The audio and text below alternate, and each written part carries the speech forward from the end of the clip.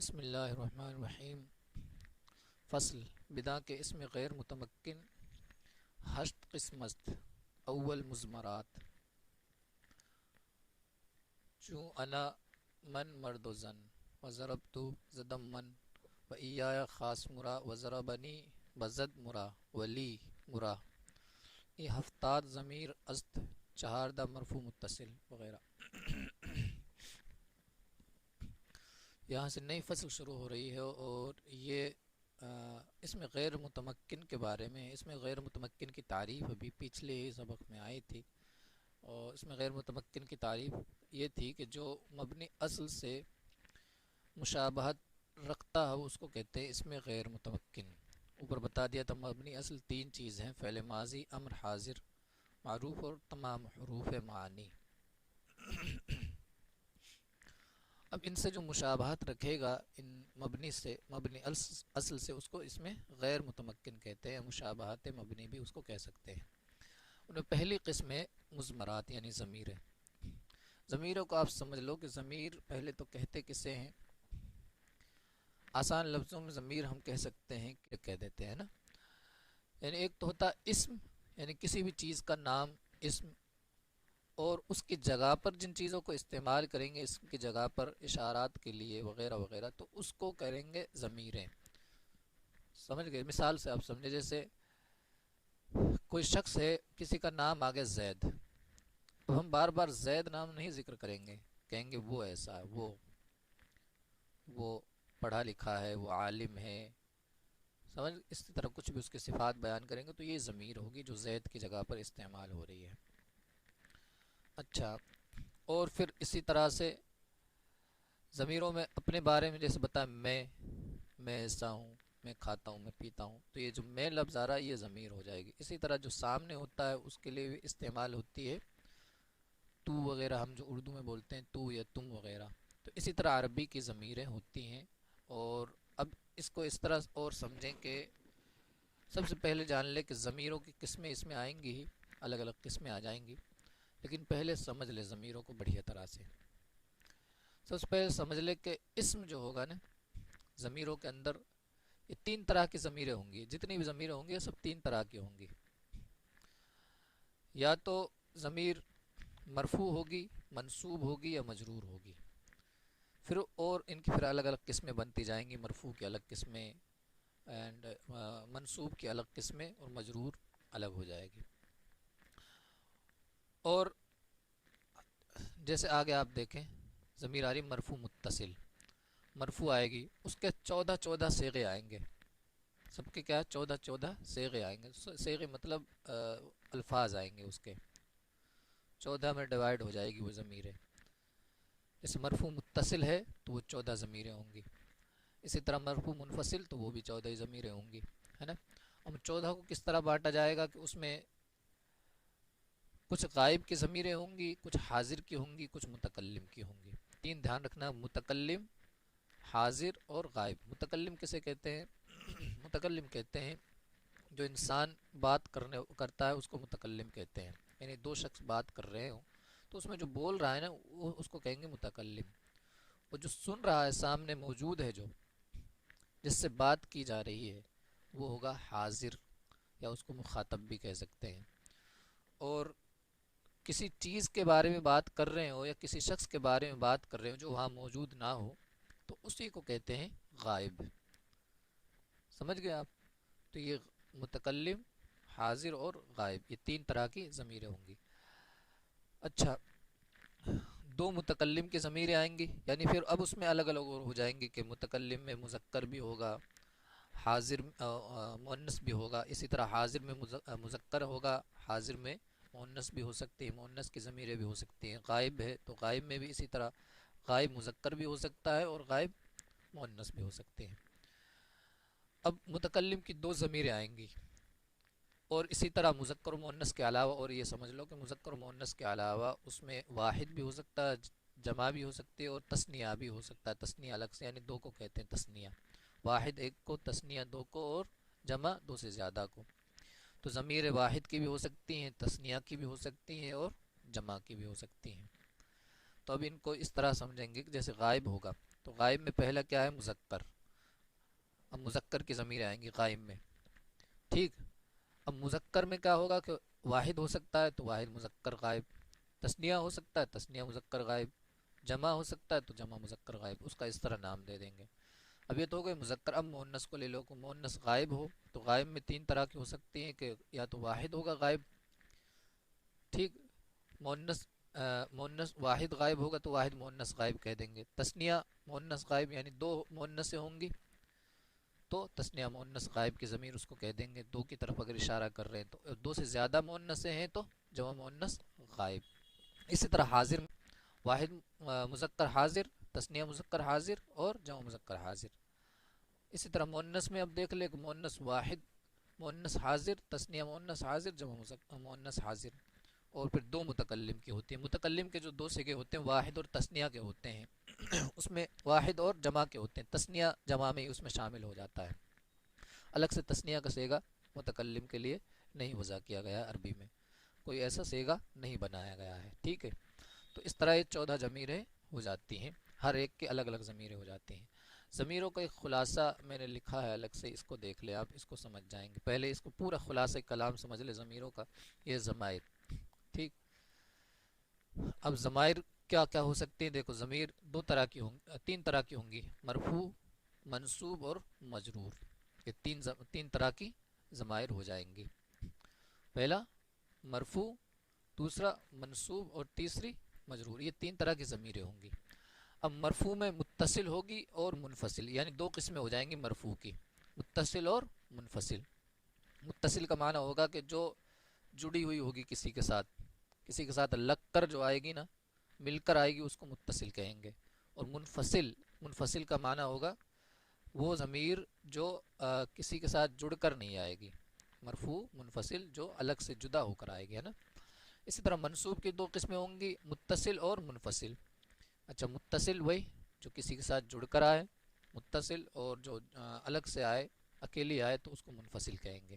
مجرور جو ہوگی، مجرور صرف متصل ہی ہوگی، اس میں منفصل اس کی کوئی نہیں ہوگی، الگ سے نہیں آئے گی، کسی کے ساتھ جڑ کر ہی آئیں گے. اب کس کس کے ساتھ جڑ کر آئیں گی یہ سب آگے آ جائیں گے. میں پورا خلاصہ ضمیروں کا اس سبق میں بتاؤں گا، آپ دیکھیں. مرفوع متصل یہ فعل کے ساتھ آتی ہے. میں نے بتایا مرفوع متصل یعنی ایک تو مرفوع لفظ ہے، اس میں مرفوع کا معنی ہوگا کہ جو حالت رفع میں ضمیر ہوگی ہے. حالت رفع یعنی فاعل وغیرہ بنے گی، فاعل بن سکتی ہے ضمیر، نائب فاعل وغیرہ، اس طرح کی ضمیر بنیں گی، ہے نا. تو فاعل جیسے مرفوعات میں سے ہے، نائب فاعل مرفوعات میں سے، تو یہ ضمیر بھی کیا ہوگی؟ ان کی جگہ بھی آئے گی، یا تو فاعل کی جگہ پر آئے گی یا نائب فاعل کی جگہ پر آئے گی. مرفوع متصل کی جو ضمیر ہوگی، اس کو غور سے آپ سمجھنا ہے کہ مرفوع متصل یا تو فاعل کی جگہ پر آئے گی یا نائب فاعل کی جگہ پر آئے گی. اچھا، یہ فعل کے ساتھ آتی ہے. میں نے لکھا ہے کہ یہ فعل کے ساتھ آتی ہے، اور یہ فعل ہر فعل کے ساتھ یہ لازمی طور پر یہ آتی ہی ہے. یہ ضمیر سمجھ گئے؟ کوئی بھی فعل آپ دیکھ لو اس میں ضمیر ضرور پائے گی. جیسے مثال کے طور پر نصرہ میں ضمیر ہے ہوا. ٹھیک.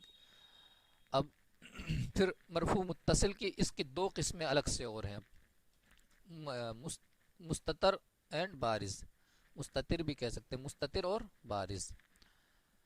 اچھا، مستتر کا معنی ہوتا ہے پوشیدہ یعنی چھپی ہوئی ضمیر، اور بارز کا معنی ہوگا جو ظاہر ہو.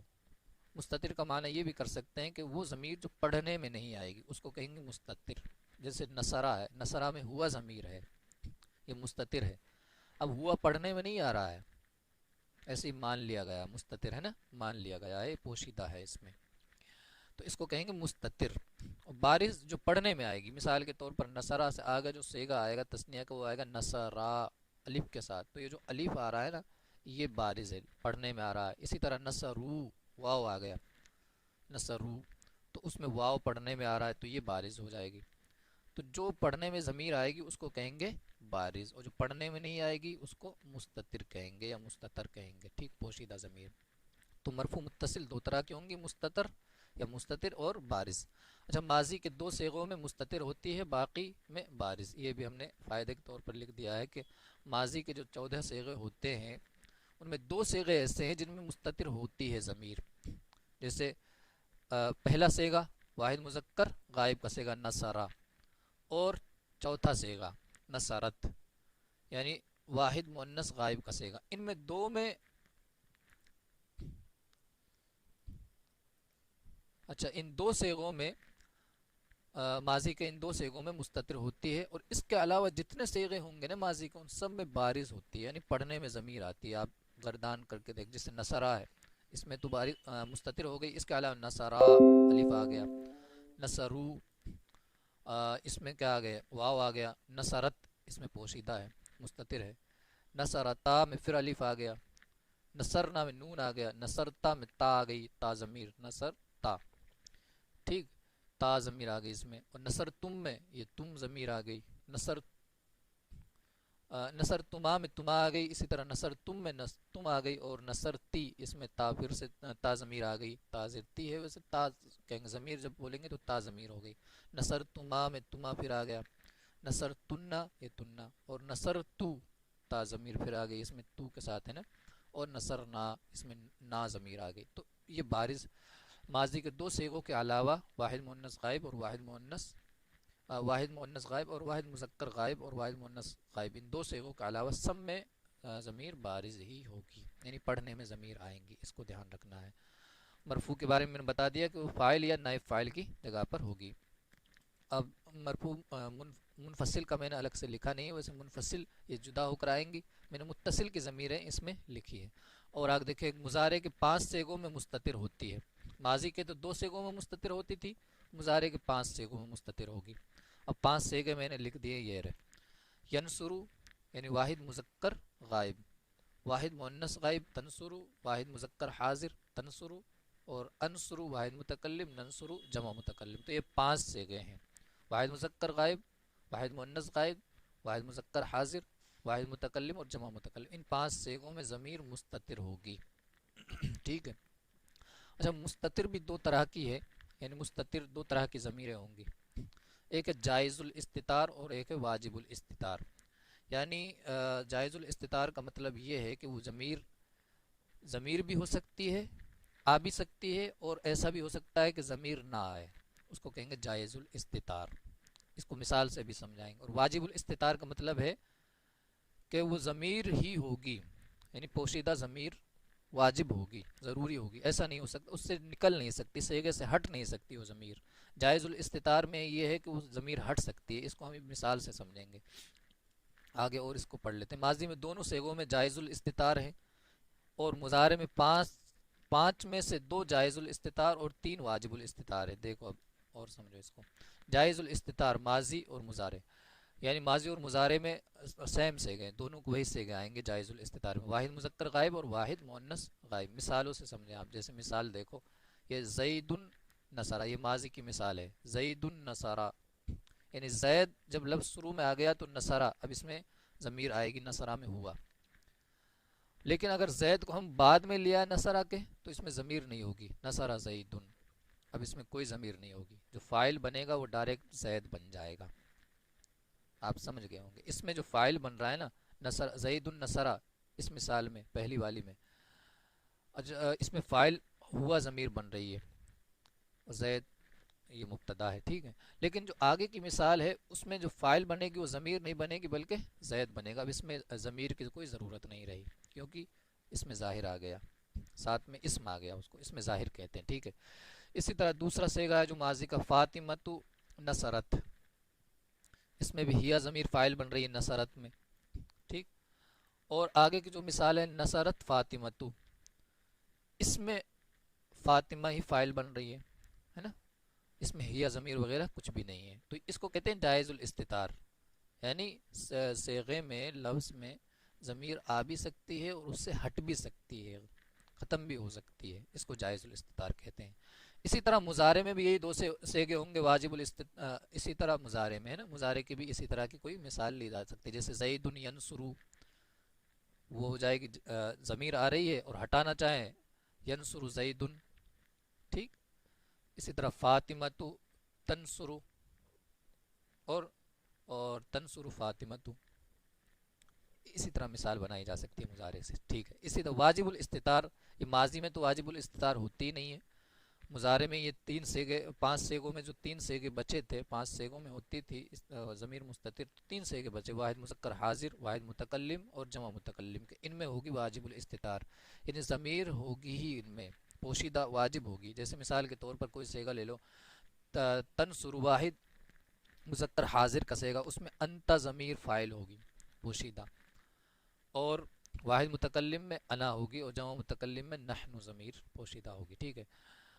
یہ تو ہو گئی ضمیر مرفوع متصل کی بات۔ اب آتے ہیں منصوب متصل، وہ ہم نے بتایا تھا کہ ضمیر مرفوع متصل صرف فعل کے ساتھ آتی ہے، اور ضمیر جو ہے فاعل بنے گی یا نائب فاعل وغیرہ بنتی ہے، ٹھیک ہے، اور فعل کے ساتھ آتی ہے۔ اب جو فعل ناقص ہوتا ہے اس کے ساتھ بھی آ جاتی ہے، جیسے کانا، اب اس میں فاعل نہیں بنے گی تو کانا کا اسم وغیرہ بن جائے گی۔ بہرحال اب دیکھو منصوب متصل، یہ فعل اور حرف کے ساتھ آتی ہے۔ منصوب متصل پہلے سمجھ لو کہ وہ ضمیر جو آ، نصب کی جگہ پر آئے گی، ٹھیک ہے، یعنی جو منصوبات ہوتے ہیں، جیسے منصوبات میں سے مفعول ہوتے ہیں، مفعول بنے گی وہ ضمیر، ٹھیک، تو حالت نصبی میں ہوگی وہ ضمیر، کہنے کا مطلب یہ ہے۔ مثال کے طور پر جیسے ابھی ہم سمجھیں گے، جیسے نصرکا و انکا، نصرکا نہ پڑھنا اس کو، نصرکا و انکا، یہ فعل کے ساتھ بھی آ سکتی ہے اور حرف کے ساتھ بھی آ سکتی ہے۔ اچھا، فعل کے ساتھ ایک تو لازمی ہوتی ہے وہ ضمیر مرفوع متصل کی، جو الگ سے فعل کے ساتھ جڑی ہوئی ہوگی نا ضمیر، اس کو کہیں گے منصوب متصل، اس کی ہم الگ سے ان کی بحثیں بھی پڑھیں گے، لیکن ابھی ہم اس کو اوور آل سمجھ رہے ہیں اس کو کہ ضمیریں کتنی طرح کی ہوتی ہیں، ان کے سب سے منصوب متصل، مرفوع متصل، منفصل وغیرہ، ان سب کو الگ الگ بھی ہم پڑھیں گے اور زیادہ سمجھ جائیں گے، اور یہ بہت اہم سبق ہے عربی گرامر کا، اس کو دھیان رکھنا ہے آپ کو۔ نصرہ کا، اس میں جو ضمیر آئی نا قاف، یہ ہے منصوب متصل، منصوب اس لیے کہ یہ مفعول بن رہی ہے، حالت نصبی میں ہے، یہ قاف مفعول بن رہا ہے، اور متصل اس لیے کہ فعل کے ساتھ جڑی ہوئی ہے، ٹھیک، و ان کا اسی طرح من کا فعل کے ساتھ بھی ہو سکتی ہے اور حرف کے ساتھ ہوتی ہے، یہ ہے حرف حروف مشبہ بالفعل کے ساتھ یہ ضمیر آ سکتی ہے، جیسے ان حرف ہے اور قاف اس کے ساتھ ضمیر آ گئی ہے، اس کا اسم بن رہا ہے ان کا، تو یہ بھی منصوب ہوتا ہے۔ تو یہ دو طرح سے آ سکتی ہے منصوب متصل، حرف فعل کے ساتھ بھی، اور حروف مشبہ بالفعل کے ساتھ آ سکتی ہے، ٹھیک ہے۔ آگے مجرور متصل بچی، مجرور متصل حرف جر اور اسم کے ساتھ آ سکتی ہے۔ اب یہ ضمیریں الگ الگ آئیں گی تو اور سمجھ جائیں گے آپ، لیکن اس کو ابھی سمجھ لیں گے نا تو پورا خلاصہ آپ کے ذہن میں آ جائیں گے۔ مجرور متصل حرف جر اور اسم کے ساتھ آ سکتی ہے، یعنی حرف جر یا حروف جارہ کے ساتھ یہ ضمیر آئے گی، جیسے لی، لام حروف جارہ، اس کے ساتھ یہ آ گئی، اور کسی بھی اسم کے ساتھ آئے گی، جو ضمیر اسم کے ساتھ ہوگی وہ مجرور کی ہوگی، جیسے کتابی، قلمی، سمجھ گئے، اور ہزاروں مثال بن سکتی ہے اس کے، قلنسوتی وغیرہ۔ اب یہ 14 ضمیریں ہوں گی، کس طرح سے ہوں گی یہ ہم آگے پڑھیں گے، لیکن ضمیروں کا ہم نے خلاصہ کلام تو پڑھ ہی لیا ہے۔ اللہ تعالی ہمارا علم